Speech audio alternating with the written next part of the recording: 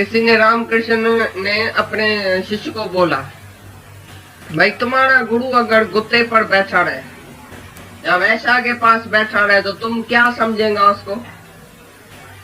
तुम्हारे सामने समझो ऐसा दृश्य आता है, भाई गुरु आज गुत्ते पर बैठा है, शराब उसके हाथ में है, तुम जाके ऐसा खाली देख के आया, भाई गुरु फलाना ना गुरु है, वो गुत्ते पर बैठा था, तो तुम क्या समझेगा उसी टाइम?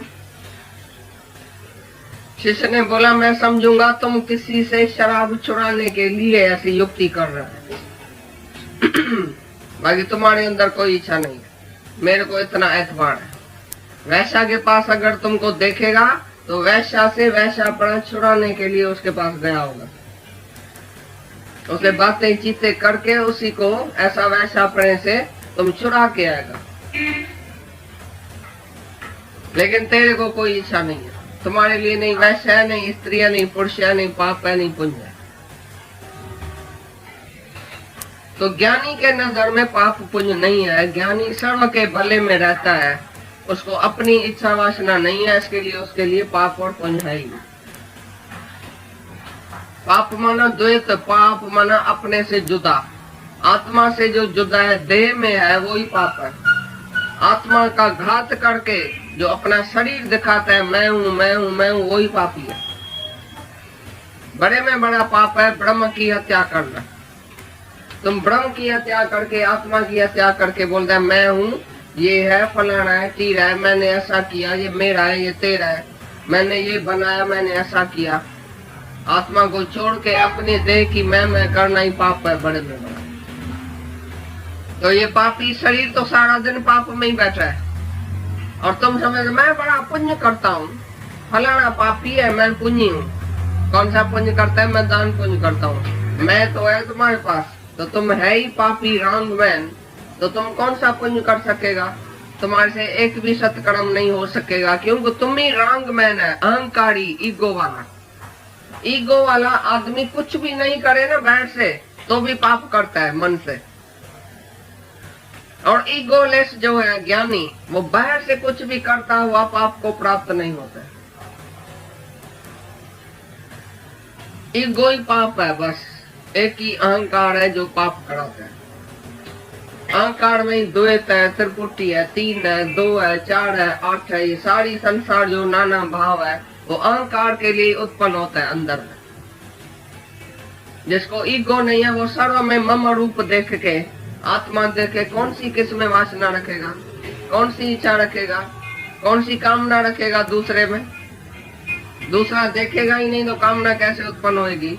जो अपना आप देखेगा, जो भगवान देखेगा, जो अपने को आत्मा, दूसरे को आत्मा, वो भी क्या कर सकता है बताओ? कौन सा पाप करेगा? ज्ञानी जो सर्व मम रूप देखेगा, वो किससे पाप करेगा और कौन सा पाप कर सकता है? बोलता गुण भी मैं हूँ, मच्छर भी मैं हूँ, वैश्या भी मैं हूँ, गद्दा भी मैं हूँ, कुत्ता भी मैं हूँ, कासाई भी मैं हूँ, बकरा भी मैं हूँ, तलवार भी मैं हूँ, तो उससे पाप क्या होगा बताओ? मैं ही तो हूँ, मैं ही तो हूँ, मैं ही एक हूँ, दूसरा है ही नहीं, तो पाप पुण्य है ही नहीं उसके लिए। तो ज्ञानी के लिए बोलते हैं निषेध और विधि नहीं है, पाप और पुण्य नहीं है। और अज्ञानी के लिए सब है। अज्ञानी तो पड़ा ही पाप में है, जन्मा ही पाप से है, विकार से ही जन्मा है, विकारी माँ बाप से आया, विकार से जन्मा है, और विकारी होके ही मरता है।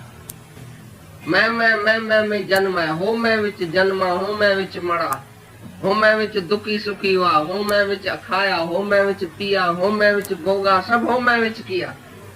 तो हो मैं ही दीर्घ रोग है। मैं हूँ ऐसा कहना ही दीर्घ रोग है, दीर्घ पाप है।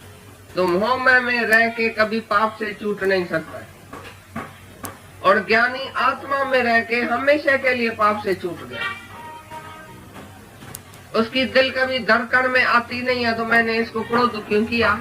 अरे वो तुमके मार के तुमको खलास कर देवे तो भी उसका दिल धड़कन नहीं करेगा, उसको कुछ भी नहीं होगा, क्योंकि तुम्हारी भलाई के लिए तुमको मारपीट किया होगा, तुम्हारी भलाई के लिए तुमको क्रोध किया होगा। दूसरे क्षण में वो शांत है। तुम्हारे मन जिन को मारने के लिए उसने क्रोध भी किया ना, तो भी तुम्हारा जिन्न मर जाएगा उसी से। भाई उसके अंदर में क्रोध है ही नहीं, उसके नजर में सबकी भलाई है, तो कोई पाप पुण्य कर ही नहीं सकता, क्योंकि अपना आप ही देखता है, दूसरा नहीं देखता। ये बात समझ में आई कि नहीं आई? फिर बताओ, फिर पूछो। तो तुम ऐसे पाप पुण्य से छूटा हुआ है कि तुम्हारे से पाप पुण्य अभी तक होता है? कोई काम करता है, दिल की धड़कन होती है कि दिल साफ है तुम्हारी दूसरे के भलाई के लिए, कि अपनी भलाई सोचता है, अपना स्वार्थ सोचता है? जो अपने स्वार्थ में रहता है वो हमेशा डरता रहेगा, स्वार्थ ही से ही पाप होगा। जिसको अपनी इच्छा है वो ही पाप करेगा। जो निरिच्छा है, जो साफ है, जिसको कुछ भी नहीं चाहिए, स्वर्ग का सुख भी नहीं चाहिए, भगवान से भी कुछ नहीं मांगता है, कोई इंद्रियों का सुख नहीं चाहिए, वो पाप में जाएगा क्यों?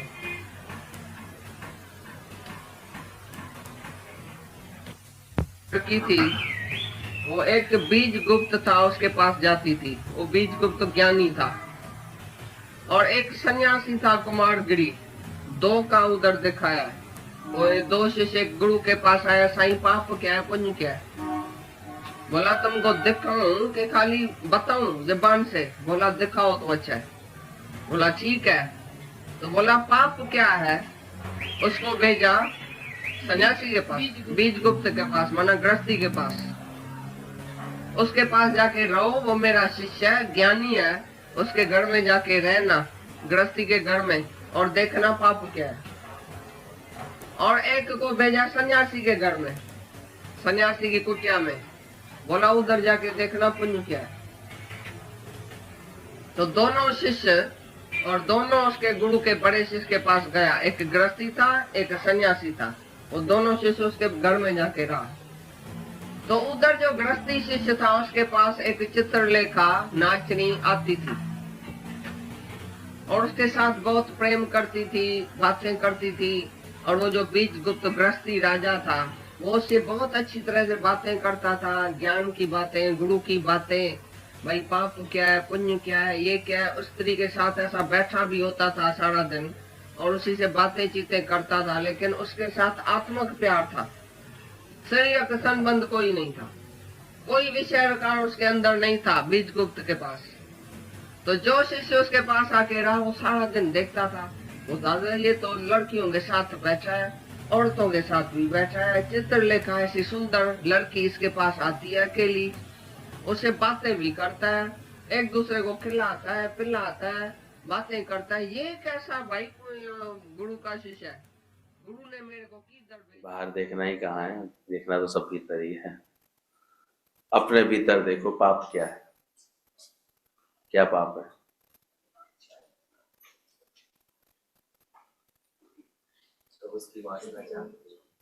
अगर खुद के अंदर कहीं वासना है तो वैसा ही है पाप, कोई पाप।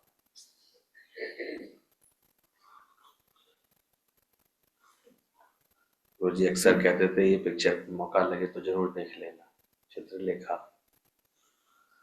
इसकी पूरी कहानी समझ लेना। और पिक्चर तो मनोरंजन की तरह आदमी देख के लौट आता है, कहाँ समझ में आती है। वो भी जब ऐसा ब्रह्मज्ञानी गुरु मिले तो उसकी वाणी से ये बात समझ में आती है कि क्या समझाना चाह रहे हैं, क्या कहना चाह रहे हैं। कैसे जो ये सूत्र चल रहा था अभी, कैसे पाप और पुण्य से आकाश से जो धूम का संबंध होता है नहीं, तो पुण्य और पाप को तत्वज्ञ छूता ही नहीं। तत्वत होना, इसलिए इस अभ्यास में लगो कि क्या मैं तत्वज्ञ हुआ, मेरी वृत्ति हर वक्त आत्मा में है, ज्ञान में है। आकाश सम निर्लेप जो चैतन्य घन प्रज्ञान है, ऐसे असंगी त्याग को सब हानि लाभ समान है। गुरु का ज्ञान हमको ऐसे असंगता देना चाहता है। सब तुम्हारी नजर का धोखा है, जिल दो डोहो दो धो आहे पाप। दिल का हिलना ही पाप है, जहां तुम्हारी दिल हिले समझो तुम वही पाप कर रहा है। सारा विस्तार इसी बात का है। अब अपने दिल को तुम खुद देखो,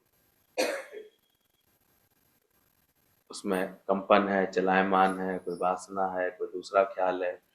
आत्मा के बिना कोई भी ख्याल है तो कहीं ना कहीं तुम अपने भटक जाएगा इसका। तो ये बोला, रामकृष्ण ने शिष्य को बोला, अच्छे से शिष्य की कैसी वृत्ति होनी चाहिए, इसको भी इन्होंने क्लियर कर दिया कि तुम्हारा गुरु अगर शराब खाने पे बैठा है, वैश्या के पास बैठा है, तो तुम क्या समझेगा उसको। शिष्यों से एक बार रामकृष्ण ने ऐसा प्रश्न पूछा, तुम्हारे सामने समझो ऐसा दृश्य आता है कि गुरु आज गुत्ते पर बैठा है, शराब उसके हाथ में, तुम जाके सिर्फ देख करके आया कि फलाना गुरु है, गुत्ते पर बैठा है, तो तुम क्या समझेगा उसी टाइम। अंदर चेक करना चाहिए। इसलिए कहते हैं श्रद्धा भाव ये कभी परमानेंट नहीं रह पाते, 2 मिनट में चेंज होते हैं, थोड़े थोड़े में बदलते हैं। लेकिन शिष्य था सच्चा, सही समझ वाला था, सही समर्पण वाला था, इसलिए शब्द बोला शिष्य। बाकी किसी से पूछोगे उसकी तो और बात निकल के आएगी। पर अगर वो शिष्य सच्चा होगा तो उसने बोला, मैं समझूंगा तुम किसी की शराब छुड़ाने के लिए ऐसी युक्ति कर रहा है, बाकी तुम्हारे अंदर कोई इच्छा नहीं है, मेरे को इतना एतबार है। तो गुरु भी इतना सच्चा चाहिए, इतना सही समझ वाला चाहिए, तो शिष्य भी ऐसा होना चाहिए। दोनों का योग होता है, ऐसे गुरु का और ऐसे शिष्य का, तब जाकर के ये अंतःकरण इतना शुद्ध बनता है कि उसको गुरु में भी ऐसा विश्वास हो कि मैं समझूंगा कि तुम किसी से शराब छुड़ाने के लिए ऐसी युक्ति कर रहे हो, मतलब उसे गुरु का कोई कर्म ऐसा ना लगे, ऐसा ना भागे, उसे हर बात में लगे कि गुरु कोई कल्याण, गुरु करना कल्याण ही जाने। वैश्या के पास अगर तुमको देखेगा तो वैश्या से वैश्यापना छुड़ाने के लिए गया होगा, उससे बातचीत करके उससे वैश्यापने से तुम छुड़ा के आएगा। लेकिन तुम्हारे को कोई इच्छा नहीं है, तुम्हारे लिए ना ही वैश्या है, ना ही स्त्री है, ना ही पुरुष है, ना ही पाप है, ना ही पुण्य है। ऐसा जो शिष्य होगा, जो ऐसा जानता हो गुरु को, और गुरु भी फिर ऐसा चाहिए, ऐसे आचरण वाला हो, तो ज्ञानी के नजर में पाप पुण्य नहीं है। ज्ञानी सर्व के भले में रहता है, उसको अपनी इच्छा वासना नहीं है, इसलिए उसके लिए पाप और पुण्य है ही नहीं।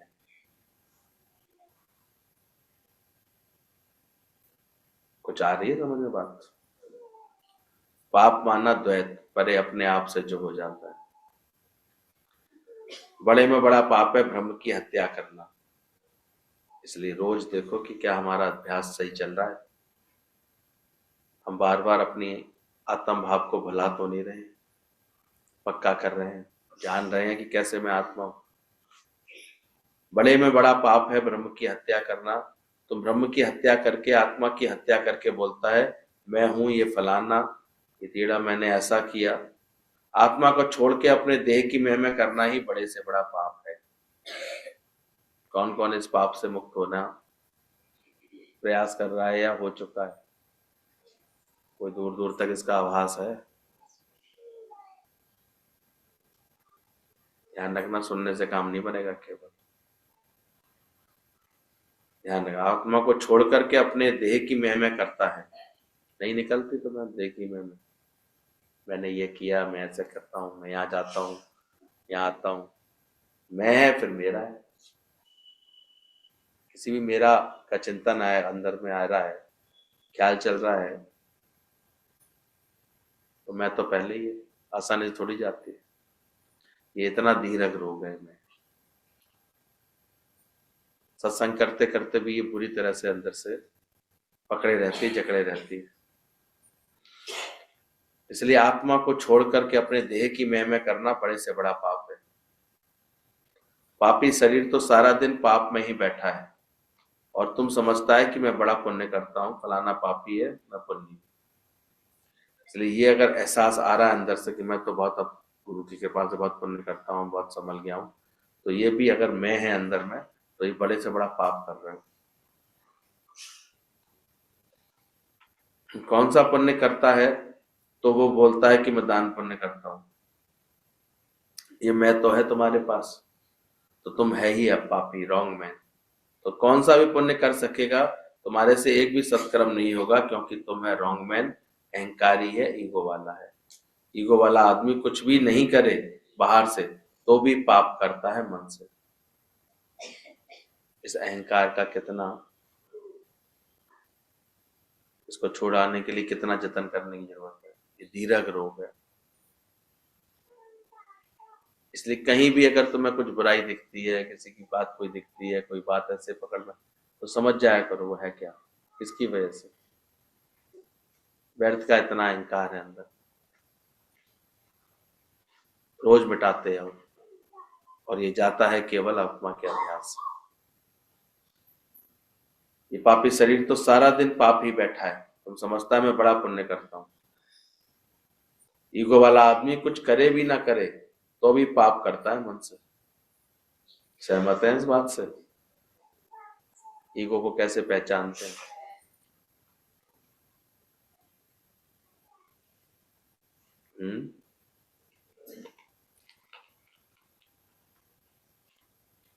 बताओ जरा, कुछ अनुभव सुना दो अपने। कितने दिन से सुन रहे हैं, समझ रहे हैं, क्या होता है मैं, ईगो क्या होती है? ईगो से छुड़ाने का कोई ऐसे अपने लिए जतन कर रहे हैं? दीर्घ रोग है ये। इसलिए सत्संग छोड़ करके जैसे ही घर पहुंचते हैं कुछ ना कुछ बन जाते हैं। बेटा सामने आया, माँ बन गए, पिता बन गए। पत्नी सामने आई, पति बन गए। कोई भी कार्य सामने आया, कर्ता बन गए। किसी ने प्रशंसा की, उसमें ऐसे फूलने लगे। कोई बात बन गई, खुश हो गए, नहीं बनी दुखी हो गए। ये कौन करा रहे हैं? सब अहंकार का ही निशानी है। इसलिए अभी भी अगर किसी भी तरह के द्वंद्वी जोड़ों में ऐसे मन विचलित हो रहा है, लग रहा है, शब्द लग रहे हैं, बातें लग रही हैं, तो पहले अपना इलाज कर लेना, क्योंकि अभी अहंकार कहीं ना कहीं बाकी होगा। इस होमे को इतना दीर्घ रोग बताया गया। इसलिए साधना को तो एक लंबी साधना के बाद ही, दीर्घ काल के अभ्यास से कोई इससे असंग हो पाता है, इससे बच पाता है। और हम लोग तो बड़ा आसान समझते हैं। इसलिए लंबे समय तक गुरु के अंडर में जो लोग चल रहे हैं, आज भी देखते हैं जिन लोगों के अंदर में गुरु अपने अंडर में क्यों रखता है, अपने संग क्यों रखना चाहता है? क्योंकि वो जानता है ये ईगो इतनी आसानी से जाएगी नहीं। मैं अच्छी, मैं कुछ नहीं चल पाते हैं गुरु के अंडर में, कितना चल पाते हैं। फिर जीवन भटकते रह जाते हैं लोगों के, फिर अपने मनमानी चलते रह जाते हैं। जब गुरु चेक करता है कि तुम्हारे गृहस्थ से अब तुम्हारी कोई आवाज नहीं आ रही, तब धीरे धीरे गुरु को लगता है कि हाँ, इसने अपनी मैं को समाप्त किया। जब किसी का व्यवहार तुम्हें बुरा नहीं लग रहा है, किसी बात से तुम्हारे अंदर में कोई ना खफे होते हो, ना ऐसे कोई खुश होते हो किसी बात से, तब गुरु को लगता है कि हाँ, इसने मैं को मिला। क्योंकि मैं ना कर बावरे, खाली दोनों हाथ। और सबसे बड़ा रोग है ये, दीर्घ रोग है, जाता ही नहीं आसानी से। सत्संग करने के बाद में सत्संग, ये मैं आके चिपक जाती है। निष्काम करे तो फिर मैंने निष्काम किया, मैं इतना करता हूँ, मैं इतना जाता हूँ। इसलिए सावधान रहना इससे बहुत। जिसको ईगो नहीं है वो सर्व में ममरूप देखता है, और अहंकार के कारण ही सारी द्वैत है, सारी तृप्ति है। ये सारा संसार के जो नाना भाव हैं वो अहंकार की वजह से ही उत्पन्न होते हैं। इसलिए अभ्यास करने वालों ने ये महसूस किया कि ईगो लेस इज थॉटलेस। अगर हम अहंकार रहित अपने को बनाते जा रहे होंगे तो देखो कि आपके अंदर विचार बिल्कुल ऐसे शून्य होते हैं, थॉटलेस होते हैं। ना कोई अच्छा विचार है ना कोई बुरा विचार है, कोई ख्याल ही नहीं, थॉटलेस। एक सहज अवस्था, किसी बात का कोई ख्याल नहीं आता, कुछ उसको बात अंदर में आएगी नहीं अंदर से। जो नाना भाव है ना संसार के, ये सारे अहंकार की वजह से ही उत्पन्न होते हैं। ज्ञान का श्रवण भी करो, उसको मनन भी करो और बार बार देखो कौन से ख्याल आ रहे हैं, मन अभी क्या सोचता है, मन में किस तरह के ख्याल आए, कौन सी बात है, तुरंत पहचानो ये किसी ना किसी मेरे अहंकार के कारण आ रहा है। तो जिसको ईगो नहीं है वो सर्व में ममरूप देख के, आत्मा देख के कौन सी किस्में वासना रखेगा, कौन सी इच्छा रखेगा, कौन सी कामना रखेगा दूसरे। ये सबसे हाईएस्ट पढ़ाई है जब हम इस अहंकार का अपना समाप्ति कर लेते हैं, पहचान जाते हैं कि कैसे कैसे ही। और सारी दुनिया में इतनी इतनी बातें हैं किसकी वजह से, इतने सारे भाव हैं किसकी वजह से। सारी दुनिया क्यों नाचती हुई सी दिख रही है, अहम के कारण। जो दूसरा देखेगा ही नहीं तो कामना कैसे उत्पन्न होगी। जो अपना आप देखेगा तो भगवान देखेगा, तो उसमें तो आत्मा, और दूसरे को आत्मा देखेगा तो अभी क्या कर सकता है बताओ, कौन सा पाप करेगा। ज्ञानी तो सर्वमम रूप देखेगा तो किससे पाप करेगा, कौन सा पाप करेगा। इसलिए आत्मा पश्यंती आत्मा, बार बार अपने मन को बोध दो, क्या मैंने गुरु की बात को पूरी तरह समझा, क्या करके देख रहा हूँ, नाम रूप करके देख रहा हूँ, तेरा मेरा करके देख रहा हूँ, अपना पराया करके देख रहा हूँ, या मेरी दृष्टि आत्मा पर है। इसी को दादाजी कहते हैं नकाब उठा करके देखा तो तत्व क्या है।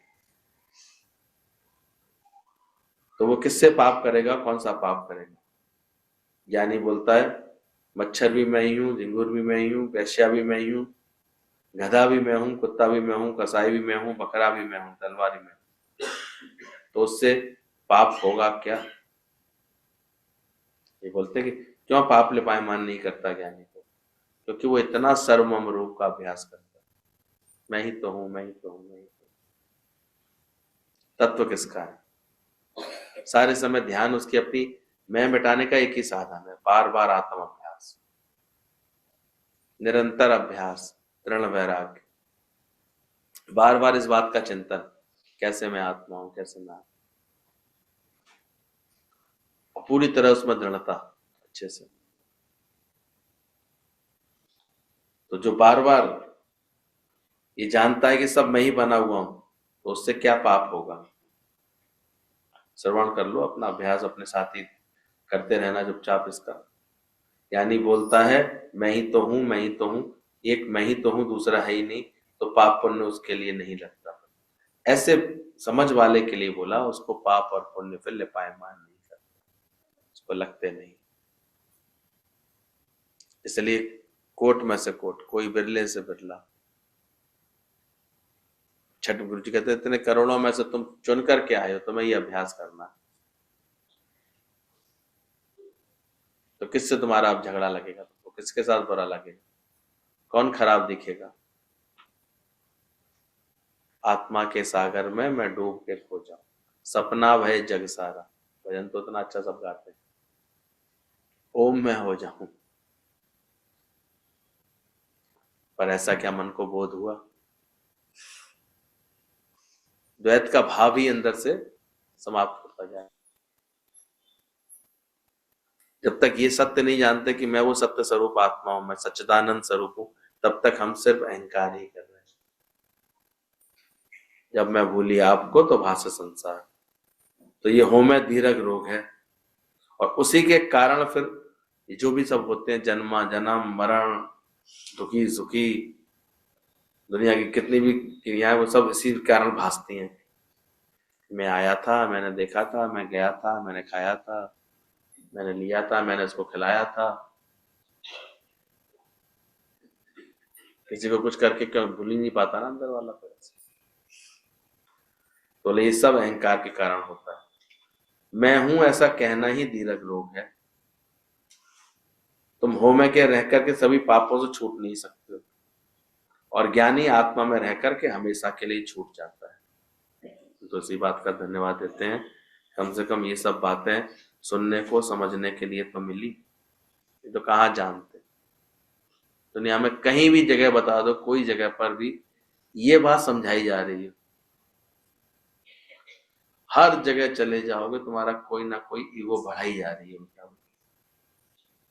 मैं पक्का शिष्य, मैं अच्छा शिष्य, हर जगह देखो, हर संस्था में तुम कोषाध्यक्ष हो, तुम जो है अध्यक्ष हो, तुम सेक्रेटरी हो, तुम ये हो, हर जगह कुछ ना कुछ प्रणाली चलती रहती है। एक हमारे सत्संग में कोई पूछते इसका नाम क्या है, दादा ने नाम तक नहीं रखा। या किसी को ये गुमान ही नहीं है कि कोई कुछ करता है, क्योंकि यही तो भुलाने आए हैं कि कुछ नहीं करते। बुद्ध भगवान का जो सारी व्यवस्था थी, संघ था उनका, तो एक राजा जब उसके पास उनके संघ में घूमने के लिए गया, तो घूमते घूमते शिष्य राजा को उत्सुकता हुई कि मैं देखूं आपके संघ में कैसे व्यवस्था है सारी, संघ का इतना सुंदर नाम है, इतना प्रचार है, देखूं तो सही। तो राजा ने देखा, शिष्य भी बड़ी विनम्रता से बताता आ रहा था, ये भोजन करने का स्थान है, ये भोजन पकाने का स्थान है, ये स्नान का स्थान है, ये ध्यान का स्थान है, ये जो है हमारी सभा लगती है गुरु के साथ, उसका स्थान है, ये किसका, हर चीज को, ये सहन करने के ये कमरे बने हुए, सब साधक यहाँ पर रहते हैं, यहाँ पर ऐसे ये पार्क बना हुआ है, यहाँ पर जो है, तो बता रहा था वैसे। लेकिन एक बड़ा सा विशाल हॉल था, उसके सामने आकर के वो चुप हो गया। राजा ने पूछा यहाँ क्या करते हैं आप इतने बड़े हॉल में, तो मुस्कुरा दिया, बोला कुछ नहीं, आगे चल दिया। और जगह बताता रहा, ये पुस्तकालय है, ये वाचनालय है, और ये जो है गौशाला है, सब बताता रहा। फिर लौट के आया, फिर वही हॉल पड़ गया बीच में। फिर उसने पूछा राजा ने, आपने बताया नहीं कि यहाँ क्या करते, वो फिर चुप रहा, कुछ नहीं बोला। बोले क्या बात है, आप यहाँ के लिए नहीं कभी बता रहे कि यहाँ करते क्या। बोले राजन हम कैसे बताएं, यही तो एक स्थान है जहां हम इस अभ्यास में लग रहते हैं। ये हमारे गुरु जी सत तत्व ज्ञान का उपदेश देते हैं और ये अभ्यास कराते हैं कि कुछ ना करने का अभ्यास करा रहे हैं, तो हम इस जगह के लिए क्या बोल रहे हैं कि क्या करें। तुमको बताता आता है किसी को कि तुम कहाँ आते हो, क्या करते हो? तुम तो बड़े अहंकार है बोल के आते। सत्संग जाती हो तो थोड़ा रोज सत्संग आने लगी, फिर देखो उसको भी एक नया अहंकार ये होता है बोलने में, क्योंकि उसे कहीं ना कहीं एक सर्टिफिकेट सा मिलने लगता है अंदर से, मैं बहुत अच्छी हूँ, बड़ी अच्छी हूँ। ये लोग ऐसे हैं, मैं ऐसा करती हूँ, देखा किसी किसी को किसी जवान निकलती है, इतने बजे आती हूँ, इतने बजे आती हूँ। लेकिन गुरु क्या सिखाना चाह रहा है,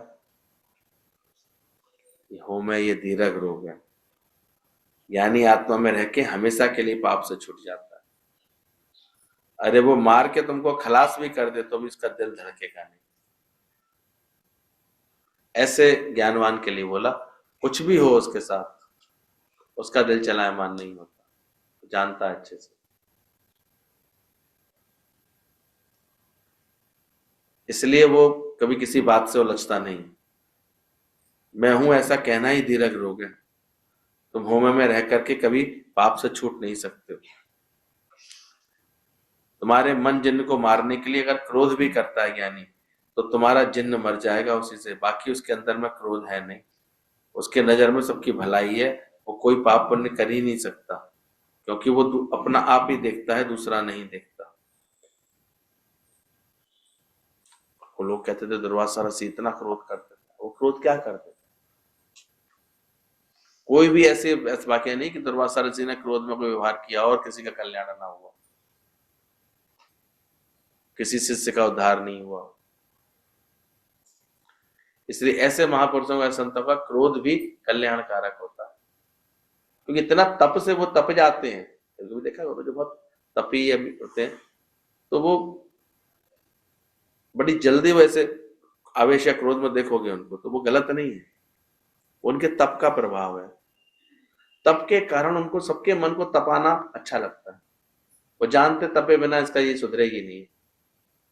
तपस्या करना नहीं चाहता, कौन चाहता है? करना चाहता है। बोला जाए रोज ढंग से 10 पेज लिख नहीं लिख पाए, 1 पेज लिख के ही कहेगी ठीक है, करना चाहेगा तो। लेकिन जो ऐसे गुरु होते हैं डिसिप्लिन में रखने वाले, ऐसे करने वाले, वो फिर ऐसे तपाने पर तपाते हैं ऐसे कि तपेगी नहीं तो उसकी प्रकृति ऐसे बनेगी, ढल ही नहीं पाएगी ज्ञान में। और तुम उसको क्या समझोगे? कहते तो है क्रोध नहीं करना चाहिए, तो खुद ही क्रोध करते हैं। और वो क्या कर रहे हैं? कल्याण कर रहे हैं कि नहीं कर रहे हैं तुम्हारा? वो हमारी बात पर हम उनके निकट आते हैं, सोचो उनके अंदर इतना प्रभाव आ जाता है कि उनके निकट आते ही उनकी प्रकृति कल्याण करने के लिए तत्पर होती है सब। अब सोचा करो, ऐसा स्वरूप बनता है ब्रह्मज्ञानी गुरुओं का कि उनके निकट बैठते ही हम लोग अपने भावों को बदलने के लिए तत्पर होने लगते हैं। और फिर कदाचित अगर कोई बात, कोई भूल चूक देख करके उनकी प्रकृति हमको ऐसे सावधान करती है तो हमें उसकी बात समझनी चाहिए कि नहीं समझनी चाहिए? पर कहाँ समझते हैं हम, और परेशान होकर के, दुखी होकर के, या कभी कर्म बना करके ऐसे विचार करने लगते हैं। तो बोला ज्ञानी तुम्हारे मन जिन्न को मारने के लिए क्रोध भी किया तो तुम्हारा जिन्न मर जाएगा, इसलिए करता है। ये मनमानी करने की जो आदत रहती है, मन के अनुसार चलने की जो आदत होती है, मन में अंदर कुछ होता है, बाहर कुछ होता है, तो ये सब कैसे सिद्ध हो, कैसे सही हो? ना गुरु मिले, गुरु ना टोके, गुरु ना बोले, बहुत चले इस राह पर हमने देखा, पर किसी गुरु से अपने को जोड़ा नहीं, लगन नहीं रखी, तो कहीं से भी कोई पूर्णता नहीं महसूस होती, कहीं से जीवन में कोई ना मधुरता दिखती, ना कोई इसमें ऐसे कोई ऐसा दिखता, कोई ज्ञान का प्रभाव दिखता किसी किसी जीवन में नहीं दिखता। कारण क्या? शेप तो तभी बनती जब किसी गुरु के अंडर में रखते हैं। इसलिए बोला गया गुरु कुम्हार शिष्य कुंभ है, गड़गड़ काढ़े। तभी हमेशा सत्संग को कोई मजाक मत बनने देना, हमेशा सत्संग को एक सही समझ के साथ चला।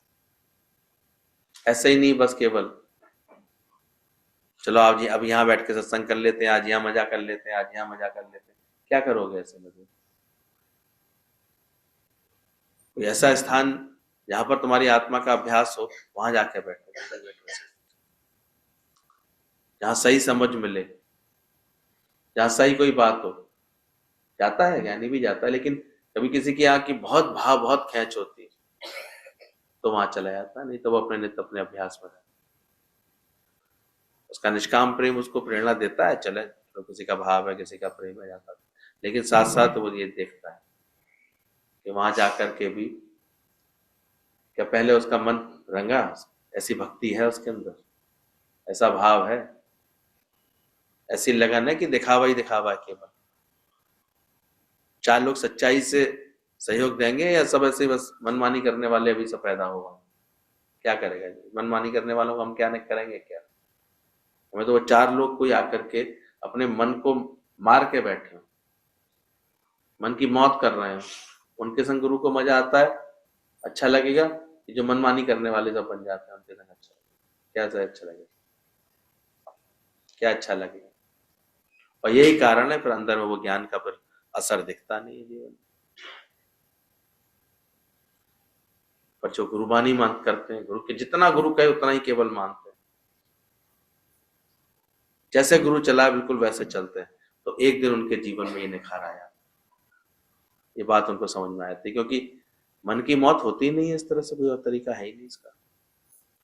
तो जिन्न तुम्हारे जिन्न को मारने के लिए उसके अंदर में क्रोध है नहीं, पर करना पड़ता है उसको। उसकी नजर में सबकी भलाई है, वो कोई पाप पुण्य कर ही नहीं सकता, क्योंकि वो अपना आप ही देखता है, दूसरा नहीं देखता।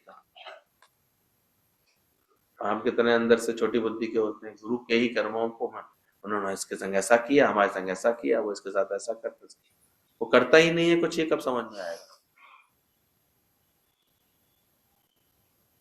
क्या तुमको लगता है गुरु झिड़के तो मीठा लागे? गुरु बख्शे, गुरु की बढ़ियाई है। सच्चे तो बनो, तुम ज्ञान की लगन तो दिखाओ अंदर से। गुरु जी आ जाओ आ जाओ आ जाओ, तुम चल रहे हो गुरु के किसी वचन पर? हमने तो क्या देखा किसी को घर में एक को अगर थोड़ा सत्संग में नियम से आने का भी मन है तो उसे रोक लगाते हैं, बाकी उनके पास हम जाएंगे घरों में जाकर के बैठे। अपने घरों में अपने घर परिवार वालों के संग तो बात अपनी सेट कर नहीं सकते, कर पाते, अपने आचरण को ठीक कर नहीं पाते, हम बार बार उनके पास जाके बैठे। क्यों बैठे भाई? क्यों जाए? हम भी जानते हैं, इसलिए बुला भी नहीं पाते लोगों को। जब ये बात समझ में आती है कि गुरु को क्या पसंद है और उस पर उसके अनुसार चल नहीं रहे हैं, तो भाव ही नहीं आएगा उनके अंदर कि हम कभी गुरु आए हमारे घर में कुछ ऐसे चरण पड़े, ऐसी बात हो, आएगा ही नहीं बात। कैसे आएगा सोचो। कम से कम एक सत्संग के स्थान पर तुम कोई भाव रख करके बैठते तो चलो वहां भी गुरु खींच करके पहुंच जाता। अभी कहाँ जाए मतलब, क्या करेंगे जाकर के? बदला है मन, समर्पण में है कि मन किसी का कहने को केवल इसलिए आके बैठे आगे, उसके बाद जो है एक हॉल है बैठने का जगह, हॉल हमारे यहाँ नहीं, यहीं बैठेंगे ठीक है, क्यों जाके बैठ जाए? क्या करना है वहां जाकर के बैठ? महसूस करो, सिवाय एक अहंकार बढ़ाने के वो करेगी क्या इसके अलावा कि देखो हमने बुला लिया, हमने बुला लिया। इसके अलावा कोई और काम बनेगा? पूछो, तुलना करो उसकी, पहले उसके अंदर के भाव देखो, समझो, इसके अलावा कोई और बात होगी? कितना जबरदस्त है एक ईगो, ऐसे आसानी से थोड़ी जाता है। इसलिए कभी जीवन में असफलताएं मिले ना तो उनका भी स्वागत करना, शुक्राना करना।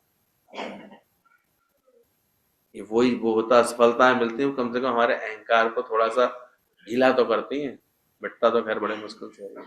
वो तो गुरु की जब तक ना मिटे, गुरु जब तक पूरी तरह से ना चटनी बनाए तब तक मिटता है। कहाँ मिटता है? क्या मिलता है बेकरारी के से? जीवन इस राह को दिया भी, सत्संग को दिया भी, क्या पूरी तरह गुरु के बने? पूरी तरह ज्ञान के कार्य को अपनाया? आधे मन से चलते रहे, आधे अपने हिसाब चलते रहे। धन भी जरूरी तो है ना, ये करना भी तो जरूरी है ना, दुनियादारी निभानी भी तो जरूरी है। वो सब जरूरी जरूरी लगता रहा तो फिर कहाँ गुरु के बने? और जो बनता है तो उसका असर दिखता है। इसलिए तो हमारे यहाँ गुरु छोड़ देता है कि जो ओटे सो अर्जुन, जो समझ ले बात को, अपने आप प्रकृति में उतार ले तो ठीक है, वो अर्जित कर लेगा इस ज्ञान को, और ज्ञान होगा, ज्ञान का इसके ऊपर प्रभाव होगा।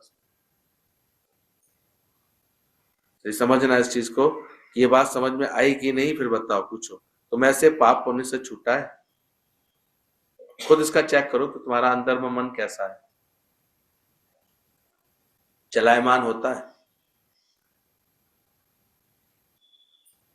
किसी को देख करके मन में कैसे भाव आते हैं? सीधे शरीर दिखता है उसका, या तुमने जाना कि कैसे वो आत्मा है? तो ये अभ्यास करते रहना चाहिए। कोई काम करता है तो दिल की धड़कन होती है, या दिल साफ है तुम्हारी, दूसरे की भलाई के लिए सोचता है या अपनी भलाई के लिए सोचता है, अपना स्वार्थ सोचता है? अब ये देखो अंदर से, कुछ भी कहीं आ रहे हैं, जा रहे हैं, कर रहे हैं, निस्वार्थ है, अपना तो कोई स्वार्थ नहीं है, चलायमान तो नहीं होता मन, अभी कमजोरी में तो नहीं आता, छोटी छोटी बातों में ऐसे पाप पुण्य तो नहीं मैं करता ही। तो जिसकी अपनी इच्छा है वो पाप ही करेगा। अब इच्छा से कोई कर रहा है तो वो पाप ही करेगा। तो निरीक्षा है, साफ है, जिसको कुछ भी नहीं चाहिए, स्वर्ग का सुख भी नहीं चाहिए, भगवान से भी कुछ नहीं मांगता, कोई इंद्रियों का सुख नहीं चाहिए, तो वो पाप में जाएगा। क्यों? इसलिए पहले अपने को ऐसा बनाते जाओ कि स्वर्ग का सुख भी नहीं चाहिए, भगवान से कुछ नहीं मांगता, कोई इंद्रियों का सुख नहीं चाहिए। उसके बाद फिर गीता भगवान ने पूरी स्टोरी सुनाई। एक चित्रलेखा थी, एक लड़की जो बीजगुप्त के पास जाती थी, बीजगुप्त ज्ञानी था। फिर से सुनो उस पूरी स्टोरी को, इतनी जो है सिखाने वाली है, ये प्रेरणा देने वाली। दो शिष्य थे, पाप पुण्य की परिभाषा बताने के लिए ये पूरी कहानी दिखाई थी, पूरी पिक्चर। वो गुरु के पास आए, बोले साईं पाप क्या है, पुण्य क्या है। उन्होंने बोला तुमको दिखाऊं या बताऊं जवान से। बोला दिखा दें तो अच्छा है। तो गुरु ने बोला ठीक है। तो पूछा, बोले पाप क्या है। उस शिष्य को, जो ये पूछ रहा था पाप क्या है, उस शिष्य को बीजगुप्त के पास भेजा, जो गृहस्थी था, कि वहां जाके रहो। दूसरे शिष्य को भेजा कि तुम कुमारगिरी सन्यासी की कुटिया में जाके बैठो। ये दोनों मेरे ही शिष्य हैं, पर तुमको समझ में आ जाएगा पाप क्या है। और दोनों जाकर के जब रहे, एक गृहस्थी था, एक सन्यासी था। इधर जो गृहस्थी शिष्य बीजगुप्त था, उसके पास राजा था, वो चित्रलेखा नाचने आती थी और उसके साथ बहुत प्रेम करती थी, बातें करती थी। बीजगुप्त जो कि गृहस्थी राजा था, वो भी उससे बहुत अच्छी तरह से बातें करता था, ज्ञान की बातें करता था, गुरु की बातें करता था, पाप क्या है पुण्य क्या है। अब बातचीत का उनका विषय कौन सा होता था, वो हमेशा ज्ञान का ही होता था। लोगों को तो दिखने में आता है कि नाचने वाली नाच, इसके बाद ये बैठती है इसके संग, बातचीत करते हैं दोनों, पर बातचीत कौन सी होती थी।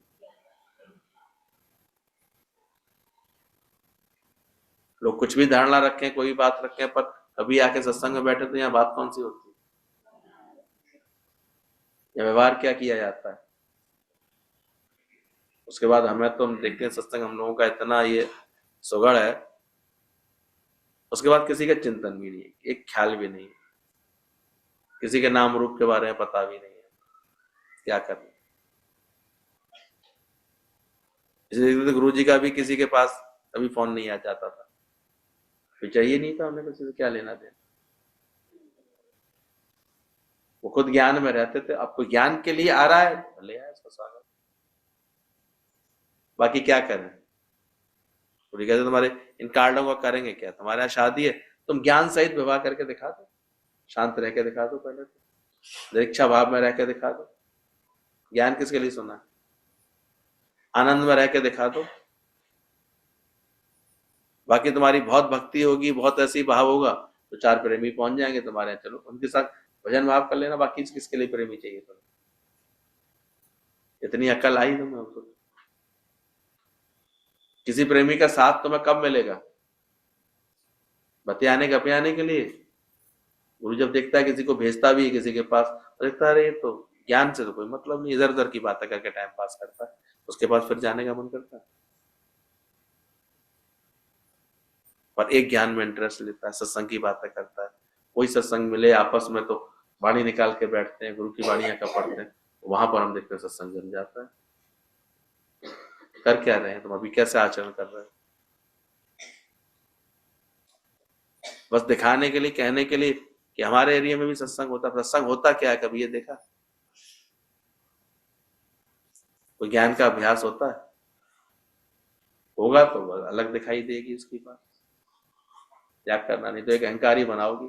मेरे यहाँ जब भी आती है ना, मैं तो खिलाती पिलाती हूँ, सेठानी लोग हैं तो चाय तो मैं रख ही देती हूँ, मिठाई तो रख ही देती हूँ। फिर फोन करके पूछते क्या करें आप बताइए गुरु जी, क्या प्रसाद रखें आप। तो गुरु क्या बताए उसमें, क्या करें, तुम्हारा ऐसा मन हो, ऐसा भाव हो। इतना तो गुरु जानता, दिया तो भगवान ने सबको बहुत, कमी तो कोई नहीं है। अब तुम्हारा कैसा मन है, ये भी नहीं गुरु को पसंद आता कि केवल सत्संग के नाम पर केवल ये फिर खाना पीना ही चलता रहे। कभी कभी ये बात चीजें होती है, 2-4-6 घंटे ज्यादा बैठा है कोई तो अच्छा लगता है, बाकी रोज रोज थोड़ी अच्छा लगता है। कोई कभी कभी ऐसे आता था सत्संग में, उस दिन वो आया, वो गया नहीं, तो मैंने पूछा अभी गए, तभी तक गए नहीं तुम, तो अभी प्रसाद नहीं मिला। मैंने लो घंटे भर सत्संग हुआ, 1.5 घंटे 2 घंटे, वो तुम्हें प्रसाद नहीं समझ में आया, ओम सतगुरु प्रसाद, तब समझ में आती कि यहाँ कोई जरूरी थोड़ी सत्संग के लिए आ रहे हैं, क्या पता क्या माने लेकर के आ रहा है, उनको क्या भाव लेकर आ रहा है। या इतना गुरु ने ज्ञान का प्रसाद दिया, वो समझ में नहीं आई। वैसी भावना में थे कि जब सत्संग खत्म होगा तो कुछ ना कुछ तो प्रसाद मिलेगा। इसलिए हमारे यहाँ बस सावधान करते भैया, कुछ बता के करो, नहीं तो करने की कोई आवश्यकता ही नहीं, तो लोगों की आदत पड़ जाती, सोचते हैं यहाँ तो शायद रोज कुछ ना कुछ लड्डू बटे आएगा, कहीं कुछ बटे आएगा, कुछ तो मिलेगा। क्या करना, गुरु जी डांट लगाते थे, वहां करोगे क्या तुम जाकर? अपने बेटे की शादी में तो तुम बड़ी 800 वाली प्लेट लगाओगे। और कभी सत्संग कराते हैं ना, हमने देखा, हमसे ही पूछेंगे आकर के क्या बनवा दें, एक सब्जी पूरी ठीक है? मैंने क्यों सत्संगी क्या जैसे, तो छोटे मोटे लोग हैं क्या ये? उन पर कितना फिजूल खर्ची करते हैं सोचो। आजकल चले जाओ किसी की शादी में, कितना करेंगे। पर कोई भाव वाला होता है तो उसको दिल करता है संगत को लिए हम अच्छे से करें, और हमने देखा यही है कि वहां पर तो, क्योंकि अब उनका सत्संग नहीं है अभी तक, उन्हें उमंग नहीं है, क्योंकि वो कहीं निष्कामी तो है नहीं जो उनको खुद दर्द हो सत्संग के लिए। वो तो फिर गुरु जाने, गुरु का काम। आप बताइए कौन आएंगे, हम क्यों बताएं भाई, तुम्हारा प्यार कितनों से होगा। यहाँ भी ला करके बैठाइए, रख दो, काय को रख रहे हो बेकार, तुम्हारी कोई बात है, पहले तो जरूरत ही नहीं होनी चाहिए, बिना पूछे तो करो मत कुछ, और है तो चुपचाप अपने हाथ से बांटो वहां खड़े होकर। कितनी बार समझाया, फिर भी नहीं लोग समझते। तुम्हें अपने आप ही लगेगा कि हम जो 4 टुकड़े लेकर के आए और खाने वाले 10 है, तुम अपने आप 4 के 10 टुकड़े करो, बैठे खुद करो अपने हाथ से, अपने हाथ गीले करो। यहाँ क्यों काम बढ़ाते हो बेटा, सीखना चाहिए। कितनी बार समझाई ये बात है। उस दिन भी हम लोग शाम को देखा, यहाँ पर कोई ऐसे थैली रख के छोड़ गया था, अरे कुछ लाए हो तो अपने बांटने के लाए हो, बांट दो, ये क्या जिम्मेदारी है हम लोगों की, यहाँ काम करने बैठे उल्टा तुम्हारा, कि तुम क्या लाए हो तो हम बांटे बैठ करके, हम देखें। तुम तो एक एहसान सा करके चले गए, बहुत बड़ा एहसान किया हमने, हम यहाँ लेके गए हैं भाई, हम खाली हाथ नहीं गए थे सत्संग में, ऐसे गए थे, एक अहंकार और पाल लोगे तुम तो। हम तो जब जाते हैं सत्संग कुछ लेके जाते हैं, और सच बताएं ऐसी भावना से आने वाला कभी ज्ञान लेके नहीं जा पाएगा यहाँ से, क्योंकि वो कहेगा हम आए हैं देने के लिए। और ऐसे लिए मंदिर में जाते जो घंटा बजाते हैं उन्हें कभी शांति नहीं मिलती, क्योंकि वो भगवान के आगे भी अहंकार ही बढ़ा रहे होते हैं जाकर, क्या शांति मिलेगी। बिठा दे अपनी हस्ती को तभी मस्ती में आएगा। गुरु का दर होता है अपनी हस्ती गुम करने के लिए, सत्संग मिलता है हम अपनी हस्ती को गुम कर रहे हैं कि नहीं कर रहे हैं इसके लिए, नहीं तो आदमी अपनी नई हस्ती बनाता रहता है। नई हस्ती ने देख लिया बहुतों, क्या प्रेम करके करुणा करके बहुतों के घर में सत्संग करा के भी देख लिया, और उल्टा अपनी हस्ती और बढ़ाने की कोशिश करता है, जबकि ये नियर ही नहीं आती कि ज्ञान किसके लिए मिला था, अपने अहम को गुम करके उस ईश्वर को प्रकट करने के लिए। मुझ में मेरी मैं ना बचे, ईश्वर भगवान तू प्रकट हो जाए, तू प्रकट हो जाए। तो इसलिए बाहर के कर्मों से नहीं समझ में आएगा किसी का भी। वो शिष्य जो भले ही गृहस्थी था बीजगुप्त, लेकिन वो हमेशा बात करता था तो वो ज्ञान की बात करता, सत्संग की बात करता, वो उससे आत्मिक अभ्यास करता था। वो था भले गृहस्थ में रहता था, राजा था, लेकिन उसे गुरु की बातों को में इतना इंटरेस्ट था कि जब कभी वो बैठती थी चित्रलेखा तो हमेशा उससे ज्ञान की बात, और चित्रलेखा को भी उसके साथ बैठ करके ज्ञान की बातें सुनना ही अच्छा लगता। वो ऐसा निष्काम प्रेम करता था। और ये बात जो है उस पिक्चर में तो इस तरह दिखाया गया चित्रलेखा में कि कुमारगिरी जो उसका मित्र था, जो गुरु के आश्रम में साथ साथ रहते थे, और वो सन्यास में चला गया था और ये गृहस्थ में आ गया था, वो उसको आकर के उसे कहता था तू क्या कर रहा है, गुरु का ज्ञान लेने के बाद तू ये सब नाच गाने देखता रहता, वो सब धिक्कारता था। पर बीजगुप्त जानता था कि मेरे हृदय में तो सिर्फ ज्ञान की बात है, ज्ञान की महिमा है, सत्संग की। वो सत्संग की महिमा में ही लगा रहता था। और उसी के सुनाए गए ज्ञान से एक दिन चित्रलेखा को वैराग्य आया, जब उसने अपना सफेद बाल देखा तो कि उम्र तो अब ढल रही है। अब चित्रलेखा को तो शांति नहीं थी, जो गुरु को समर्पित हो जाता शांति तो उसी को आएगी। चित्रलेखा अभी भटक रही थी, तो वो सोचती है कि शायद मैं उसके पास जाऊंगी, कुमारगिरी सन्यासी के पास जाऊंगी तो वहां से मुझे शांति। उम्र का कभी कभी ऐसा मोड़ भी आता है कि हमें लगता है चलो कहीं जाए सत्संग में जाए, लेकिन वहां जब वो गई तो भले ही जो ये कहने वाला कि स्त्री तो नरक का द्वार है और मैं स्त्री को देखता भी नहीं ऐसे करने वाला, उसके लिए अलग कमरा, उसने कहा कि मुझे रहने तो दो भाई, प्रकाश से घबरा डरता थोड़ी, अंधकार से प्रकाश, आप प्रकाश स्वरूप हैं तो डर क्यों रहे। लेकिन जब वो वहां रही थोड़े ही समय तो बोला, चित्रलेखा जब कुमारगिरी के पास गई तो वो सन्यासी था, सन्यासी के पास गई तो पहले बोला मैं बहुत बड़ा सन्यासी हूँ, चित्रलेखा मुख भी नहीं देखता। और इधर बीजगुप्त शिष्य बार बार बैठ के सुनाता था, और जो शिष्य बीजगुप्त के पास रह रहा था वो ये देख करके पहले उलझ रहा था, ये तो एक स्त्री के साथ बैठता है, बातचीत करता है। वो उसको ही बार बार समझाता था बीजगुप्त कि तुम देखो, आकर के सुनो हम कौन सी बात करते हैं।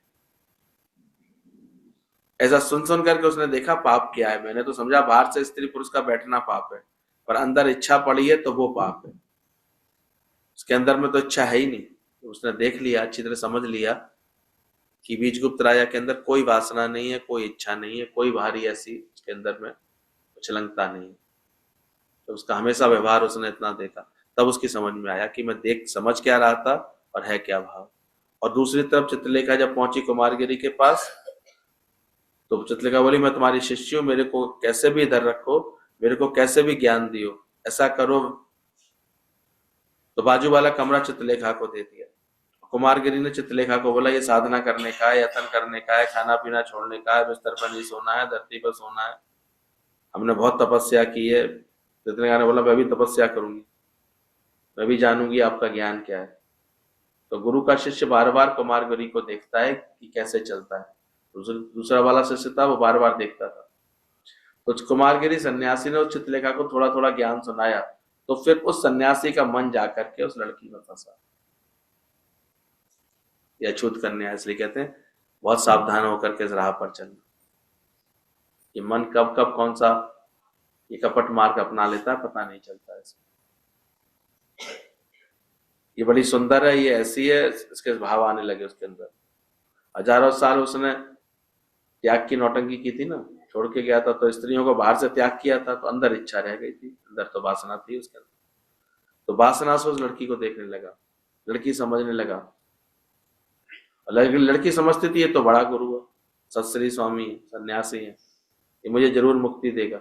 वो तो इस भावना में थी, लड़की का दोष नहीं था चित्रलेखा का, वो ही क्यों आ गई, लोग तो ये भी दोष लगा सकते। वो तो अच्छा समझ के आई थी, सन्यासी समझ के आई थी, विश्वास रख के बैठे थी, इसलिए वो बड़े निष्कपट भाव से सेवा भी करती थी। पर सेवा करते करते सन्यासी महाराज उनमें फंस गए। अब वो गीता पढ़े तो क्या दिखे उन्हें, चित्रलेखा।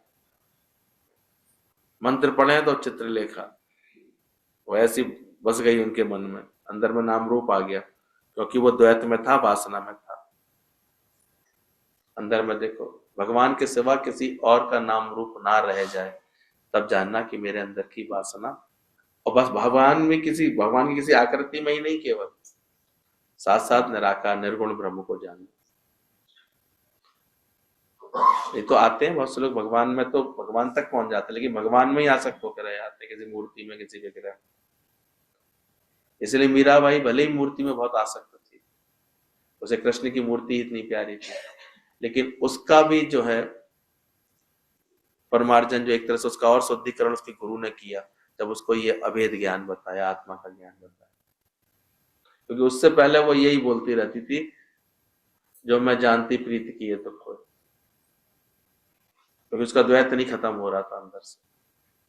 तो ध्यान रखना, भले एक मूर्ति आ जाए, एक गुरु आ जाए केवल चिंतन में, तब भी अभी तुम्हारा पूरी तरह से कल्याण नहीं होगा।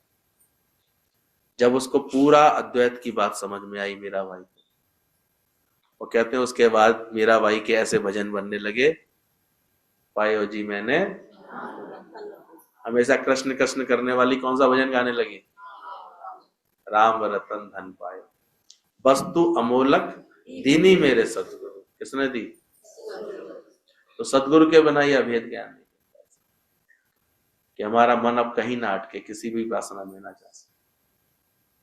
ये तो चुपचाप चुपचाप हाय हाय करता है, आज मेरी माँ होती तो मेरी देखभाल करती, आज मेरा ये होता तो हम भी ऐसे होते।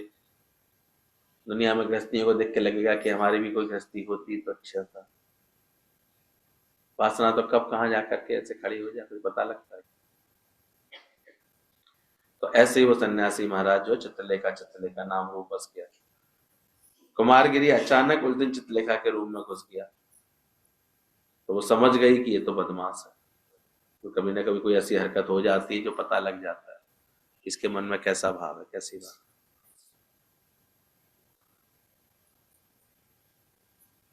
तो उसने फिर ऐसे कहते हैं सन्यासी, फिर उसके बाद उसको इतना पश्चाताप हुआ, इस फिल्म में दिखाते हैं, उसने जीते जी अपनी एक मूर्ति बनवा ली थी कुमारगिरी ने। शिष्य लोग होते हैं ना ऐसे, तो जो है बड़े ऊंचे गुरु जी हैं, बड़े महाराज जी, तो महाराज जी की फोटो बना रखी, उन्होंने भूता बना रखा था पुतला। बाद में उसने अपने ही हाथों से उस पुतले को तोड़ा और अपने ऊपर गिलानी की कि मैं तो उसको पापी समझता था, पर पाप तो मेरे अंदर भरा पड़ा। तो पीछे वो दोनों शिष्य जब पहुंचे, गृहस्थी को भी देखा, सन्यासी को भी देखा, तो गुरु के पास आए, पिछाड़ी को बोला अब हमने समझ लिया पाप क्या है पुण्य क्या है। तो मन के अंदर इच्छा वासना जो छिपी हुई है वो पाप कराती है। चाहे बाहर से भी पुण्य देखने में आता है, सन्यासी देखने में आता था, त्यागी देखने में आता था, लेकिन अंदर वासना थी तो पाप न हुआ उससे। और अगर उधर ये गृहस्थी सभी स्त्रियों के बीच में बैठा था तो भी अंदर पाप नहीं था, इसके लिए वो पुण्य था। तो दोनों शिष्यों ने आके गुरु को अपना अनुभव सुनाया, पाप क्या पुण्य क्या है। तो तुम कभी किसी को बाहर से ही नहीं ऐसे जज कर लेना। बोले बाहर से वैश्या है, वैश्या का कर्म करती थी, लेकिन गण का वैश्या के लिए कहते हैं उसका उद्धार हुआ। कैसे हुआ? वो भले प्रारब्ध अनुसार उसे वैश्या का काम मिला हुआ था, वैश्यावृत्ति करती थी, लेकिन हर समय उसका चित्त में एक प्रार्थना चलती थी, प्रभु मोयो बारो, प्रभु मुझे कब अपनी शरण में लोगे, कैसे लोगे। हर वक्त उसके अंदर चिंतन था। तुम एक पतिव्रता स्त्री है तो अभी तुम्हारा पता नहीं कहाँ कहाँ मन अभी जाता रहता है। अब सोचो मार्केट में, पैसे में, चीजों में, पदार्थों में, रिश्तों में, नातों में, और तो गंदगी तो नया नया आजकल समाज में किस किस तरह की फैली है। कल किसी ने कहा कि 5 भिखारी कम थे, तो ये 5 और लग गए, अब तो 10 निकालने का। फेसबुक, ट्विटर, व्हाट्सएप, ये भयंकर बीमारियां घुसती आ रही है। काम, क्रोध, लोभ, मोह, अहंकार, तो वो 5 बेचारे इनके आगे बड़े छोटे से हैं। अब ये भयंकर वाली कितनी लग गई है बीमारी, निकलती नहीं। चाहे एक पति की पत्नी है तो पूछो उसके अंदर विषय विकार नहीं है क्या? तुम बोलता है वैश्या तो गिरी हुई है, मैं तो पतिव्रता नारी हूं। हो सकता है वैश्या तुमसे अच्छी भक्ति करती हो, भगवान को पकारती हो, पछताती हो कि मेरे से सुख भोग छीनो, मेरे को तुम चाहिए, मैं बहुत खफा हूं इन भोगों से। तो प्रारब्ध बस होकर के ऐसा वैश्या के घर में हुआ जन्म उसका। बाहर से तुम देखोगे कि वैश्या है, पर अंदर से उसकी दिल ऐसी साफ होगी जो तुम्हारी भी नहीं होगी, तो तुमने कैसे बोला कि वो वैश्या है? इसलिए इस बात को समझना, पुण्य पापी आखर नाय। माना बोलने से कोई पापी पुण्य नहीं होता, कहने मात्र से कोई पापी पुण्य नहीं होता। कर कर करना लिखने जाए, ये तो उनके कर्म बता देंगे, कैसे कर्म करेगा वही अंदर लिखेगा। अंदर की भावना कैसी, अंदर की उसकी वासना कैसी। कर कर करना लिख ले जाए, आपे ही बीजे आपे ही खाए। गुरु नानक देव की वाणी है, पापी पुण्य आखर नाय, कर कर करना लिखने जाए, आपे बीजे आपे खाए, नानक हुक्मे रहा समाए। बोले अपने बीज आपे ही खाने पड़ेंगे तुमको, इसलिए ध्यान रखना, अपने कर्मों को सावधानी रखना, अपने हिस्सा। विचार कर रहे थे अभी पढ़ते पढ़ते कि कम से कम गुरु इतनी जबरदस्त हम लोगों को बातें समझा देता है, समझ देता है कि कम से कम कहीं अगर मन की वृत्ति ऐसे इधर उधर खंडित हो या बिखरे तो तुरंत ध्यान तो आता है, ज्ञान क्या है, समझ क्या दी गुरु ने, गुरु को क्या पसंद है, तुरंत हम मोड़ देते हैं, बचा तो लेते हैं। इसका भी शुक्राना करते रहना हमेशा। नहीं तो लोगों को वासना क्या होती है इसके विषय में ही नहीं पता होता, और वासना में ही अपना पूरा जीवन ऐसे खराब करते रहते हैं। कभी वस्तुओं की वासना, कभी विषयों की वासना, कभी भोगों की वासना, कभी शरीरों की वासना, कभी हर तरह की वासना में ही मन पड़ा रहता है। और यहाँ गुरु अभ्यास कराता है कि इच्छा से केला भी मत खाना, कि आज केला खाने की इच्छा, यही वासना बन जाएगी। तुम्हें जो भी कुछ मिले तुमने प्रसाद समझा, उसे भगवान को याद किया, किसकी याद आई तो शुक्राना किया तुमने। वो चिड़िया की तरह एक दाना खाने के बाद शुक्राना किया, तो भगवान की कृपा समझी अपने ऊपर, ऐसी समझ बनती जाती है। इसलिए सत्संग मिले तो ये बड़े भाग्य की निशानी समझना अपने जीवन, वरना तो ये जन्म ऐसे ही चला जाता है। इतने कर्म बनाते हैं, बातें जाती हैं, वो गठरी हमारी इतनी बढ़ जाती है, इतनी बढ़ जाती है कर्मों की। इसलिए गुरु का शुक्राना है कि कम से कम रोज हमें बुला करके वो रोज समझा देता है। और जब तक रोज सुनते हैं ऐसे वचनों को तो क्या असर नहीं पड़ता? किसी पाप आचरण में जाने का मन करता है, किसी भोगों में आसक्त होने का मन, पहले से कीड़े दिखते हैं ऐसे उसमें कि है क्या, देख रहा है कैसा गंध कटर है और है क्या। तो नशे में था तो गिर गया था एक उसमें, लेकिन नशा जब आदमी को होता है तब उसकी दुर्दशा होती है। तो गुरु हमें रोज बैठाल उठाल के माया का नशा उतारता है। शराबी जब नशे के कारण उसमें गिर गया था गटर में, ऐसे नाले में, कीचड़ वाले नाले में, लेकिन नशे के कारण वो क्या समझ रहा था कि मैं तो स्विमिंग पूल में हूँ। थोड़ी देर बाद भंगाई आई उधर से, उसके ऊपर कूड़ा डाल गई और वो समझ रहा था देखो स्वर्ग की अप्सरा है मेरे ऊपर फूल डाल रही। ये नशे की वजह से जो गिरावट की चीजें उसमें भी मन सुख मानता है, किसके कारण? नशे के कारण। आजकल देखो जाकर के कैसी स्थिति बन गई है। पढ़े लिखे स्टेटस का खेल समझते हैं। हमारे घर में भी बाहर है ऐसे, तो गलत वृत्तियां, गंदी नीयतें, गंदी सोच बनी रहती है। इसलिए अंदर से सत्संग जिनके जीवन में, कम से कम उनकी वृत्ति संवरती तो है, सुधरती तो है। तो ये तो है क्या दुनिया का नजारा, जाके देखो कैसी कैसी चीजें। समाज का दर्पण ही तो होती है। आजकल की पिक्चरें देखा करो, कितनी गंदगी के साथ पिक्चरें बनाते हैं, हिसाब ही इतना बिगड़ गया है और पसंद की जाती है, अवार्ड मिल रहे हैं ऐसी पिक्चरों, जानवर बना के छोड़ेंगे बिल्कुल। इसलिए सत्संगियों को बहुत सावधान, और जिनको अपने मन इंद्रियां जीतनी है उनको तो बहुत सावधान रहना चाहिए, ध्यान रखना चाहिए। तो कर कर करना लिखने जाए, इनके अंदर से पाप और पुण्य है वो भगवान ही देखेगा, अंदर वाला देखता है, तुम साखी है उसका। इसलिए दूसरा कोई नहीं समझे कि ये पापी है पुण्य, वो खुद ही जान सकता है कि वो क्या है उसका। तब जाया जनक ने ये बात बोली कि मैंने अपने चित्त को ऐसा देखता हूं कि अब इसको कोई न पाप ना कोई पुण्य लिपायमान नहीं करते, जैसे धुएं को आकाश लिपायमान। तो तुम्हारा अंदर वाला ही साखी बैठा है, वो जान सकता है कि पाप किया या पुण्य किया। मेरी दिल क्यों धड़की, कौन सी इच्छा थी मेरे दिल में जो धड़कन आ गई। मैं अगर साफ हूं, पवित्र, तो मेरा दिल नहीं धड़केगा। इसे ध्यान रखना, अपने मन की सफाई करते जाना, फिर नहीं, फिर साफ हो जाता है।